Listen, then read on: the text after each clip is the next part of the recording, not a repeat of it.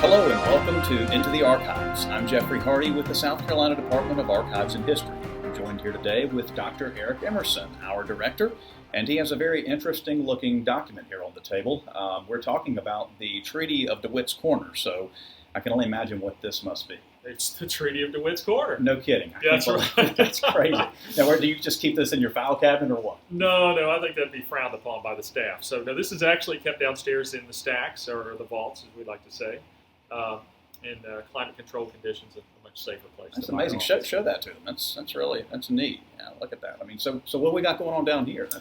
Those are actually the remains of wax seals beside the name of each Cherokee leader who was present at the signing of the treaty. Now, it looks like they all signed their name the same. Well, these are actually done by scribes that would have been on site, and the little squiggle mark beside each of these signatures would have been the mark of the individual Cherokee leader. Since none of them could write in English, each of them made their little sign or their little mark. It's something school children are fascinated with when they take a look at the record itself. I can imagine. So it was signed on this day in 1777. 238 years ago. Wow. Yeah. Wow. That's amazing, and it's an incredible shape. Yes, it's in wonderful shape. We have all of the Native American treaties that were ever produced by the state of South Carolina, and they're all in fairly good condition, this one being remarkably. Well, tell us a little bit about what it means. Okay, well, this was a result of the Cherokee War of 1776-1777. In 1776, Great Britain convinced the Cherokee to side with them against the Patriots, or the Whigs, and convinced them to raid settlements along the frontier in South Carolina, North Carolina, and Georgia. And that's exactly what the Cherokee did. Well, in response, South Carolina mobilized militia and Continentals under Colonel Andrew Williamson. And Williamson led this mass of men into the lower townships just east of the mountains, destroying the majority of them, destroying townships in North Carolina and Georgia as well, taking captured Cherokee warriors and selling them into slavery. And as a result, the Cherokee were forced to sue for peace. And in 1777, in May of that year, Williamson, a large delegation of South Carolinians, some Georgians as well, gathered in Dewitt's Corner, which is now close to current-day due west, and met their Cherokee opponents there and put together this treaty, which basically ended the Cherokees' presence in South Carolina.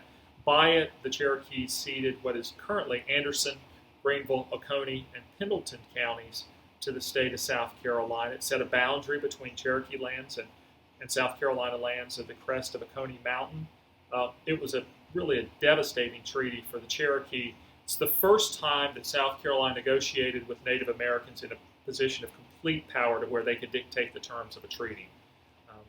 So it's a remarkable document. Yeah, I was just reading the top part. It says the Cherokee Nation acknowledges that the troops last summer basically defeated their forces victoriously. I mean, it's very interesting how it's sort of an in-your-face for what? Their submission? Or Absolutely, okay. Yes. And this was, I think that South Carolinians viewed this as very appropriate in light of the destruction of their frontier settlements and those in North Carolina and Georgia. Seeing that as an act of war, siding with the British, it was a terrible mistake on the part of the Cherokee that resulted in this. Wow. So they probably didn't want to do this, but what did they get in return? What, basically protection, peace? Well, yes. I mean, the Cherokee, by siding with the British, had hoped to get English protection and protection of their lands and kind of maintaining the status quo, not having to cede any more of their lands, any more of their townships to settlers. But in return, they lost a great deal. Wow. Well, it is a remarkable looking document and one of many that we have down in the archives. Join us next time. We'll see what else is down there as we go into the archives with Dr. Eric Emerson, the South Carolina Department of Archives and History.